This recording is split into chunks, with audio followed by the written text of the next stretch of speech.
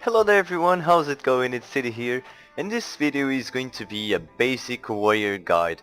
Well, basically, since 5.3 came out, there has been a lot of changes recently in PvP, and I still think that some players, warriors and other classes in general, still don't quite know how to gem for yet. What is the set priority now for PvP, since, well, everyone has base resilience now, so everyone has a pretty high standard of resilience, which is 65%, and the PvP power has been nerfed to the ground, the stat itself, and also the gems that has been cut in half, as well as the resilience ones. So I still see a lot of warriors and a lot of players like, what do I gem now? And well, I think that at least for my warrior brothers I can help, and this is what I'm going to do. So basically I'm going to make a basic warrior guide.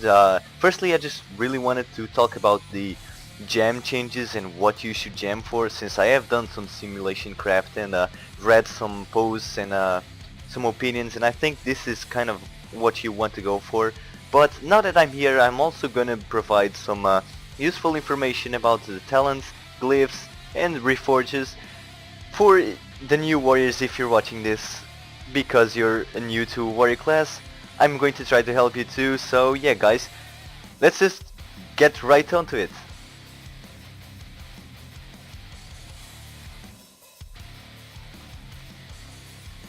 Okay, so first off I'm gonna talk about the gems, just like I said, which I think is the most important part and where there has been most changes, is where you actually gem for. So what do you gem for? Well, basically for the warrior, let's just say that resilience, it's just not worth gemming for, in my opinion, at all. Everyone has base resilience right now, it's actually pretty high, and the gems got cut in half, so I would leave that out of the question. PvP power also is not worth gemming for, really it isn't. Not only did the gems got cut in half, but like I explained, the PvP power itself, the stat, got nerfed as well. So you really don't want to go for it. What you actually want to go for is gem strength and crit. Surprisingly enough, crit is actually better for gemming. It's simple why, that basically if you see the gems you'll get like 80 strength, but if you go for crit there are even gems with 320 crit, and well, let's just say that you benefit more for 160 or 320 crit than 80 strength. This being said, this is the gems you really want to go for. So for the red socket you want to go for the Inscribed Vermilion Onyx, which is a gem that provides 80 strength and 160 crit. For the blue one you actually want to go with the Radiant Wild Jade, which is a gem that provides 160 crit plus 80 PvP power. Now with the blue one, it's actually interesting that I've read some opinions that I haven't tested out yet, so I'm not going to say for you to do this, since I really don't want to provide wrong information, but I've read somewhere that it's actually beneficial if you gem into a gem that provides 160 crit and 160 hit, and then you reforge the hit to mastery. Somebody says that the mastery that you get from the reforge is actually better than the 160 PvP power, but since I haven't tested, I'm just going to say to use the Radiant Wild Jade. For the yellow and or prismatic socket you want to go for Smooth Sun's Radiance, which provides a flat 320 crit, a really juicy gem. And for the meta one, you want to go for the Reverberating Primal Diamond, which provides 216 strength and 3% increased critical strike. You can also go for a meta gem that gives more stamina and has a 10% less stun reduction time, but I would say that this meta it's actually better the strength one. So yeah guys, this is pretty much the gems that you want to go for, since the PvP is nerfed and the resilience it is as it is, so this is actually how you want to go for the best damage you can get. So let's talk a little bit about talents now.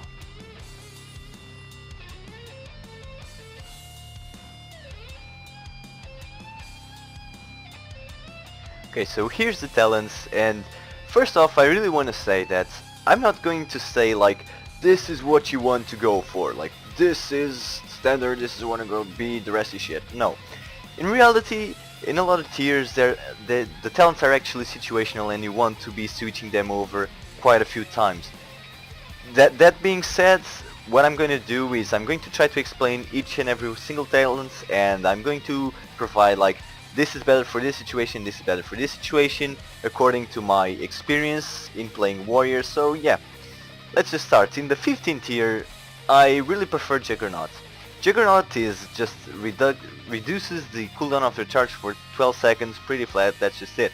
Double time is kinda hard to explain, but you basically have 2 charges.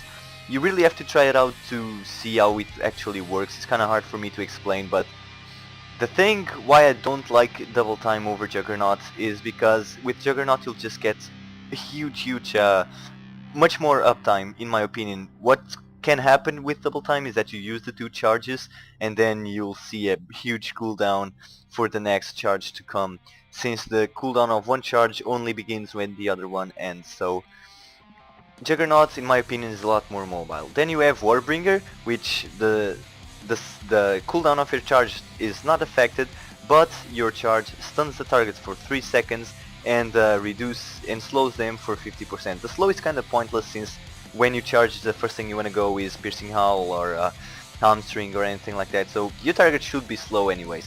With this used to be a very good talent, but now I wouldn't consider it at all, because this stun does diminishing return with Shockwave, and Shockwave is pretty much the only utility warriors can have. It's the only stun, so you really want to have this stun as much effective as you want. And let's face it, much of the times you charge to Shockwave, so I would go Juggernaut.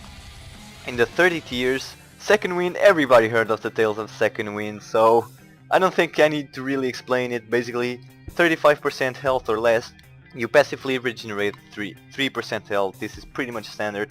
In regeneration, it's not that bad, but it can't compete with Second Wind, it just can't. In order for enraged regeneration to be good, you need to be enraged, so it actually it doubles the effect when you're enraged. This can cause that in order for you to heal yourself, you will be wary if you're enraged or not, and that just can't happen. If you need to heal yourself, you need to heal yourself, and that's it.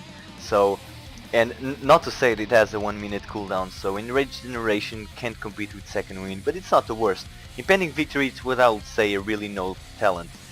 You need to be in a melee range to heal yourself, which is really bad. You need to hit the target. Sometimes you want to heal yourself and you are not near the target, and you don't want to be near the target, so, and you can use it while stun, you can't use it while disarm. Stay away from Impending Victory for PvP. 45 tier, this is really situational. Basically what I would recommend, what I would see it's crucial, is the Piercing Howl and the Disrupting Shout. You want to switch them over. Basically Piercing Howl is an AoE slow. It does the armstring effect on an AoE within 15 yards. And the Disrupting Shout is an AoE pummel, which also silences for 4 seconds within 10 yards, and it's off the global cooldown. So basically what you want to do here is, let's say that in arena you are fighting a melee team, a melee cleave.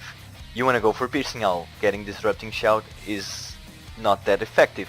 But if you're facing some wizards, some wizard cleave, you know, any kinds of Harry Potters, you really want to go for Disrupting Shout. It can turn the game around. But even though I must say that, bear in mind that there are a lot of casters that actually don't cast. It's a lot of instant damage, so even then you might consider Piercing Howl. So Disrupting Shout, I use it more for like Shadow Priestess and Warlocks, Destro Warlocks. Yeah. Staggering Shout used to be a good talent. I wouldn't consider, it still has its uses, but I wouldn't consider picking it for serious gameplay. The others, in my opinion, are superior simply because the root now breaks on damage. Before it wouldn't, but now it does, so there is not points on rooting your main target and then on the first hit he freaking throws away and you are wasting an AoE slow and an AoE silence. So yeah, in the 60 tier you have a stun, so go for the stun, okay? Shockwave is a frontal cone stun. It's an AoE stun on a 40-second cooldown. There is a chance if you stun 3 targets or more to decrease to 20 seconds, It's pretty straightforward, it's a stun, a pretty good stun, and it's pretty much the only utility warriors have really way to go for PvP. Bladestorm, if you are in RPGs and you want to have fun and you know that you're gonna be in big fights, in the middle of big fights, Bladestorm can be cool for RPGs. Otherwise, I wouldn't really recommend it, unless you want to have fun. Heck, I use it for Fury and it's a blast. Dragon Roar, it's situational. I would say that Dragon Roar is considerably a choice if you are with a mage partner. If you're partnering with a mage on 2s or 3s, Dragon Roar in a deep freeze can be devastating and can really score a kill. But even then, I would consider it very good, because losing Shockwave you'll just feel naked.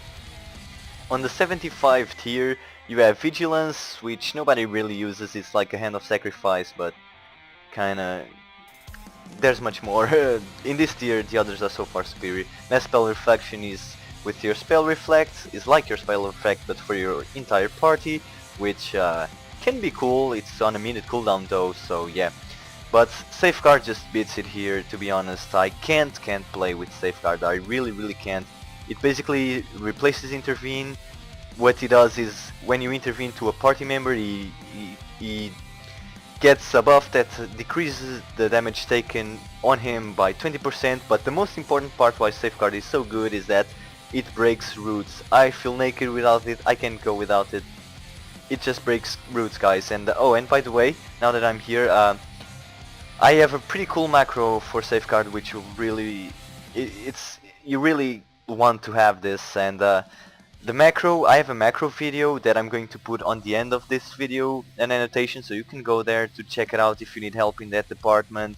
I think it's a great addition to the guide. Unfortunately, I have already done it before, so yeah, if you're looking for macros, I have it too, and I'm going to put in the end of this video. At the 90 tier, you really want to pick Avatar. Because, well, Avatar, first it perfectly aligns with your cooldowns. They're all in a 3-minute cooldown, which is absolutely great, and it's a flat damage increase by 20%. It explains it all, and it looks pretty cool. Bloodbath, in theory, Bloodbath, I think like in PvE, is actually a win for DPS, but the thing is, and why Bloodbath sucks, is because Bloodbath is affected by resilience. And right now everyone has 65% resilience at the very least, so Bloodbath really does much less damage than Avatar. You will lose damage simply because it really is affected by resilience, the bleed. Stormbolt is a good talent if you master it, if you can master it. Like, I've seen pretty good warriors like done some crazy shit with Stormbolt, but like I said, you really need to master Stormbolt and learn to play without Avatar. Because Avatar, remember, if you pick Stormbolt, you are losing a lot of damage, you are losing potential kills, so you really need to be wise while using Stormbolt. Right, so since the talents are done, let's move for the glyphs.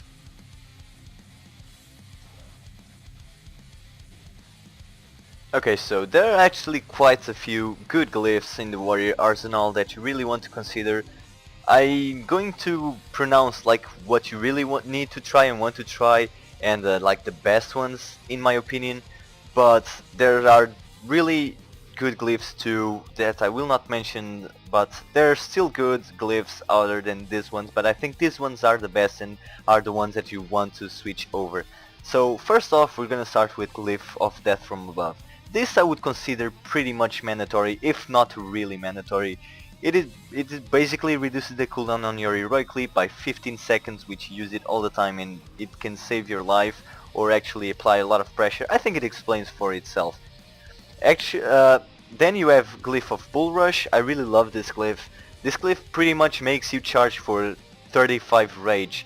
It generates an additional 15 rage. This is great since the the redesign of Taste for Blood with the overpowered costing 10 rage, and since you are in PvP, especially in arenas, you really are rolling in defensive stance, you will be rage starved a lot, so if you have Juggernaut, for example, and you can charge quite often and regenerate 35 rage, it's good if you have rage starvation problems. Then you have Glyph of Hindering Strikes. Now, this glyph, what it does, it's your heroic strike does your harm string effect, so it slows. You may be thinking, oh, pretty cool, right? I can slow while doing damage. Well, yeah, it is pretty cool, but you really need to be careful, because what happens with this glyph is that I tend to see myself using heroic strike much more often when I don't need to. Heroic strike is expensive. You really want to use like slam and overpower over heroic strike for damage, but sometimes I just feel like I'm using it too much because of this glyph, so this is something you really want to consider before putting in this. Then you have Glyph of Blitz, which is a lovely glyph. Even if you know, especially if you are with the Warbringer, what it does is your charge stun an additional 2 nearby targets, and if you have Warbringer, those 2 additional nearby targets actually get stunned too, so this is actually pretty good versus mages comps and hunters comps and whatnot. It pretty is self-explanatory. The other glyph that I think it can be really, I haven't tried it yet, I must be honest, but I think this is pretty cool one, since warriors are getting trained and are getting the main target in arenas right now. It's a glyph of Mortal Strike. When your Mortal Strike is affecting a target, healing effects on you are increased by 10%, so when you have Mortal Strike up, you get 10% more healing, which I think is actually quite good. I really want to be switching it and testing out. I think this can be a really cool one. So there are more like good glyphs, but I think these are superior ones. But you need to go for what your playstyle is, and yeah guys, so now I'm just gonna talk about real quick about reforging.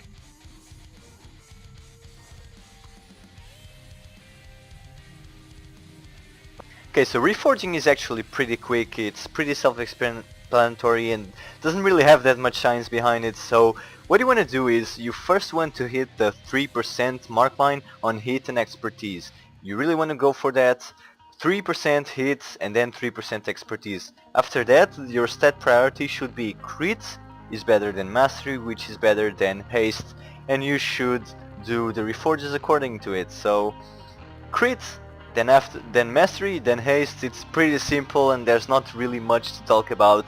I think you guys already know how to reforge, so yeah. Alright guys, so this was the guide. I really do hope that it helped. I really do mean it. It's a pleasure if it did. I hope that you learned something new or just it generally really helped you. Let me know if it did actually. I would be really pleased to hear it. And if you need help with macros, if you need help in that department, like I said previously on the video, I do have a video on warrior macros. There are the basic macros and also some advanced macros for arenas like focus and safeguard macros. So yeah guys, this was it. I really do hope it helped. Like I said, if you like this video, I really would appreciate a thumbs up or maybe even a subscribe. It will mean the absolute world. So yeah guys, see you next video, and I'm gonna end this video cool. Alright, let's. This is why I love being a warrior, right here. Yeah. Oh yeah.